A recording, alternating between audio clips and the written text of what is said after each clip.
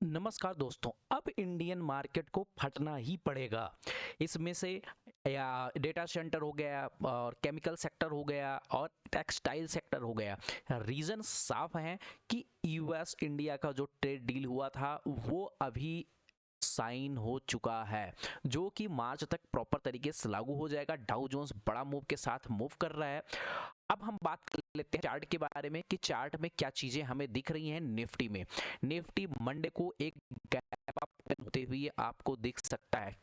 फिलहाल मैं फिर से बोल रहा हूँ, मंडे को गैप अप ओपन होते हुए आपको दिख सकता है। अब यहाँ पर बात करने की कोशिश करूँ, सिंपल का लॉजिक मेरा है।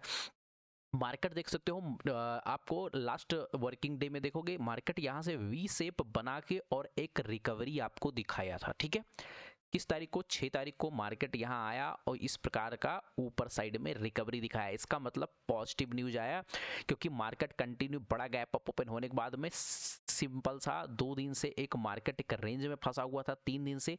फिर जैसे ही मार्केट यहाँ से गिरता है, लोगों को ट्रैप करता है, अपसाइड ऊपर जाने के लिए कोशिश करता है। अभी साइन भी हो गया है, ऑफिशियली हो गया है। प्लस यूएस और रूस के बीच में जो डिफेंस का वार्तालाप था वो भी शुरू होने जा रहा है। ठीक है, तो ये भी एक पॉजिटिव न्यूज है जो कि लिए फटने के लिए इंडियन मार्केट के लिए काफ़ी है।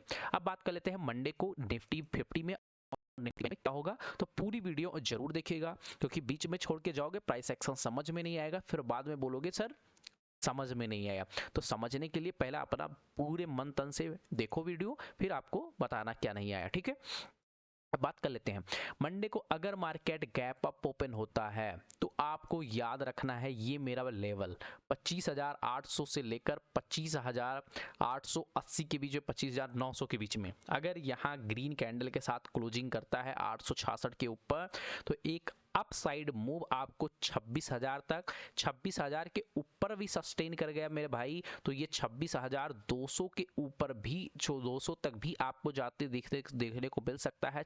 300 तक भी जाते हुए निफ्टी अगले वीक में देखने को मिल सकता है। तो सिंपल है, 26,000 के ऊपर पुलिस ने, अब हो सकता है मार्केट सीधा गैप अप हो जाए। मार्केट यहाँ क्लोजिंग किया 25,673, हो सकता है 25,800 या 25,900 तक इस प्रकार का गैप अप ओपन होकर अब मार्केट भागना शुरू करे। तो आपको भागते हुए मार्केट में कभी भी एंट्री नहीं करनी होती है, क्योंकि चलते हुए ट्रेन में अगर एंट्री करोगे तो वहां गिरोगे तो बहुत ज्यादा चोट लगने के डर है। उससे सेम मार्केट है, फोम में एंट्री नहीं करनी है। सिंपल इस प्रकार की कैंडल मिलेगा, 50-60 पॉइंट का स्टॉप लॉस मिलेगा तो एंट्री करेंगे। फायदा टारगेट आप 26,000, छोटा सा उसी का लो जो होगा हमारा स्टॉप लॉस लेकर चल सकते हो।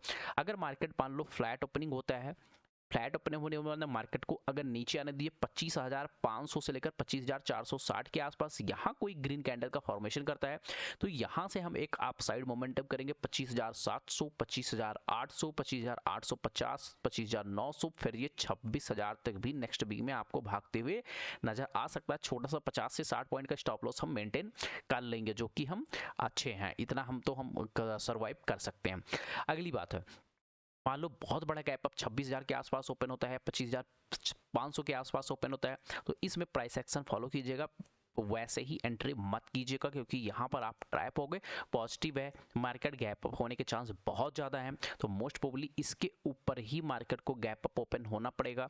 25,900 के आसपास या उसके ऊपर ही गैप अप होगा मेरे अनुसार, तो आप देख लीजिएगा, इमीडिएट नहीं। अगर गलती से यहाँ पर कोई रेड कैंडल का फॉर्मेशन कर गया 26,000 के आसपास, मान लो मार्केट यहाँ गैप अप ओपन होता है, इसके ऊपर यहाँ जाए और यहाँ रेड कैंडल फॉर्मेशन कर जाए, 50 पॉइंट का स्टॉप लॉस बने, सेल कीजिएगा, पुट साइड में एंट्री कीजिएगा। एक अच्छा खासा मूव नीचे साइड में आपको देखने को मिल सकता है, छोटा सा स्टॉप लॉस 50-60 पॉइंट का। हमेशा बोलता हूँ निफ्टी में 50 to 60 पॉइंट का ही स्टॉप लॉस अपना मेंटेन करके रखिए, इसके ऊपर नहीं। डेली का एक ट्रेड लीजिए, बट अच्छा सा लीजिए वेट करके। अब बात कर लेते हैं निफ्टी बैंक का। तो निफ्टी बैंक में यहाँ पर कोशिश करोगे तो कुछ हम अगेन दिखाने की कोशिश करते हैं। मार्केट ने प्रीवियस डे में यहाँ पर देखोगे फर्स्ट डे इस पे जाके सेलिंग देखने को मिला, फिर अगेन इस पे जाके सेलिंग देखने को मिला। यहाँ आके मार्केट ने एक डबल टॉप बोल सकते हो बना के प्लस स्टैंड लाइन का ब्रेकआउट करके यहाँ पर क्लोजिंग किया है 60,000 के ऊपर। अभी हमें वेट करना है कि मार्केट अगर यहाँ से नीचे आता है 60,000 या 59,900 के आसपास, 940 950 के आसपास 100 पॉइंट का स्टॉप लॉस यहाँ मेंटेन करके टारगेट हमारा जो होगा सीधा 60,300 400, इसके ऊपर ऊपर निकलना शुरू किया 60,800 तक भी हम जाते हुए दिख सकते हैं, 61,000 तक। तो छोटा सा स्टॉप लॉस मेंटेन करने के मैं इसीलिए बोलता हूँ यहाँ छोटा सा स्टॉप लॉस। अगर इसको ब्रेक करता है तो हम सीधा अपना 59,700 से आसपास यहाँ दोबारा हम देखेंगे प्राइस एक्शन के अनुसार कि क्या करना है। यहाँ पर ग्रीन कैंडल बनना चाहिए, अगर ग्रीन कैंडल बनता है तो ठीक है, बहुत बड़ा नहीं, बस 50-70-80 पॉइंट का स्टॉप लॉस यहाँ बनेगा तो एंट्री करेंगे, नहीं बनेगा छोड़ देंगे। दूसरा, अगर मार्केट गैप अप ओपन होता है तो आपको पता है ये यहाँ से सेलिंग देखने को मिला था, सेम हो सकता है यहाँ पर जाते हुए आपको डबल टॉप बनाते हुए देखने को मिल सकता है। तो अगर गैप अप आपको ओपनिंग देखने को मिलती है 60,300 से लेकर 60,400 के बीच में, यहाँ ग्रीन कैंडल का फॉर्मेशन करता है 60,400 के ऊपर सस्टेन करता है 15 मिनट टाइम फ्रेम में, तो आपको 60,600, 60,700, 60,800 तक भी आपको मोमेंटम जाते हुए दिख सकता है। नो 80 पॉइंट का 90 पॉइंट का स्टॉप लॉस ओनली हम आपको करना है।